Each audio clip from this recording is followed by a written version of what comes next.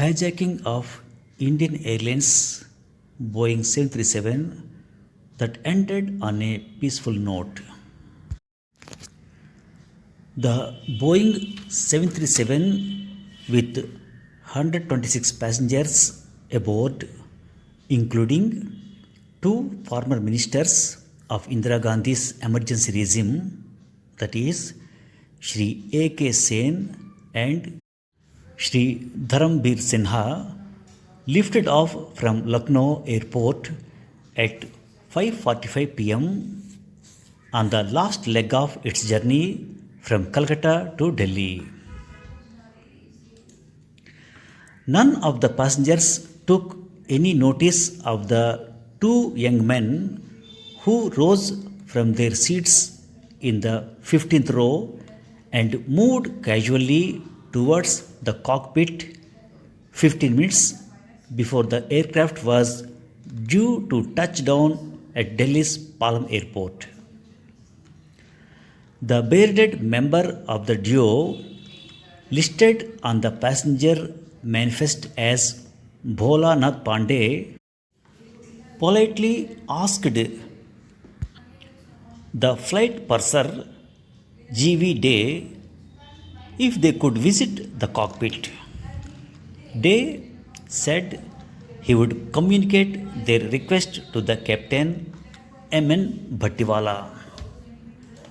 As Day was about to enter the cockpit, one of the men grabbed air hostess Indira Thakur's elbow while his companion tried to force his way into the cockpit.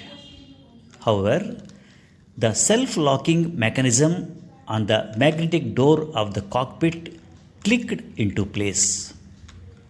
Undeterred, the two men threw their weight against the door until it flew open and disappeared inside. By now, the passengers and cabin crew had realized that something was amiss. As expected, stated Lemkit Phoning 27, the flight's second air hostess, the commander's first announcement came over the public address system within minutes, saying that we had been hijacked and were flying to Patna. A few seconds later, his second announcement informed us that we were headed for Varanasi instead. This was done after wasting a lot of breath. The graying 6-foot pilot of the ill-fated aircraft, Captain Bhattiwala, told to press.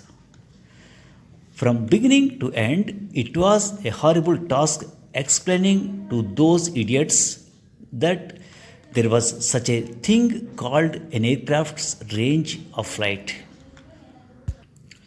First, they demanded to be flown to Nepal. When I told them, particularly the crazier of the two who kept pointing a pistol at my head, that we were not carrying that much fuel, they demanded to be flown to Bangladesh. I bet they had forgotten their schoolroom geography. Meanwhile, back in the main cabin, the passengers had calmed down after their initial nervousness, and when the two hijackers emerged, some even jokingly requested to be flown to Kathmandu instead of Varanasi.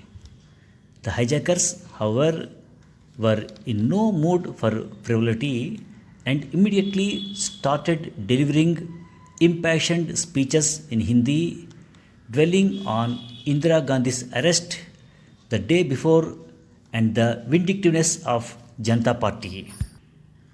They proclaimed themselves as Youth Congress I members and stated that they were Gandhians and non-violent and had no desire to harm the passengers. The speech was interspersed with cries of Indira Jindabad and Sanjay Jindabad. A section of the passengers even applauded the speech when it ended, though there were catcalls as well. Though none of the passengers took the hijacking really seriously, there were occasions when the two men, later identified as Bholanath Pandey 27 and Devendra Pandey 28, could easily have been overpowered, but nobody made any such move. At one point, the hijackers refused to let the passengers use the toilets until A.K. Sen, former law minister, yelled at them, "Shoot me if you like, I am going to the toilet." By this time, the aircraft had landed in Varanasi and taxied to a corner of the runway. The hijackers demanded to speak to UP Chief Minister Ram Naresh Yadav. Yadav was contacted and at first refused to oblige, but after instructions from Prime Minister Morarji Desai, he took off for Varanasi in a state government's Cessna aircraft. Meanwhile, the hijackers had informed the district authorities on the plane's wireless that they had four demands, the main one being the unconditional release of Mrs. Gandhi from jail. The negotiations between Yadav and the hijackers began with the two Pandays demanding that Yadav talk to them aboard the aircraft. Yadav in turn asked them to release the foreigners and women passengers. Prior to Yadav's arrival, one of the passengers, S.K. Modi, had opened the rear door of the aircraft and jumped out without anyone inside being the visor. The negotiations continued throughout the night, with Yadav, on Desai's specific instructions, refusing to give in to any of the hijackers' demands. Around 6 am, the passengers complained that the aircraft was getting unbearably stuffy. The hijackers allowed them to open the rear doors. Inside the cockpit, Captain Bhattiwala pulled back the emergency chute release lever. Seeing the chute drop down from the doors, a few of the passengers scrambled down to the tarmac, followed shortly after by almost half of passengers aboard. Eventually, about 60 passengers had disembarked. By this time, the father of one of the hijackers had arrived at Varanasi airport and spoke to his son over the wireless. The father's voice shattered the bubbles of heroism, and the two men meekly walked out of the aircraft and, shouting pro Indira Gandhi slogans, surrendered to the waiting authorities.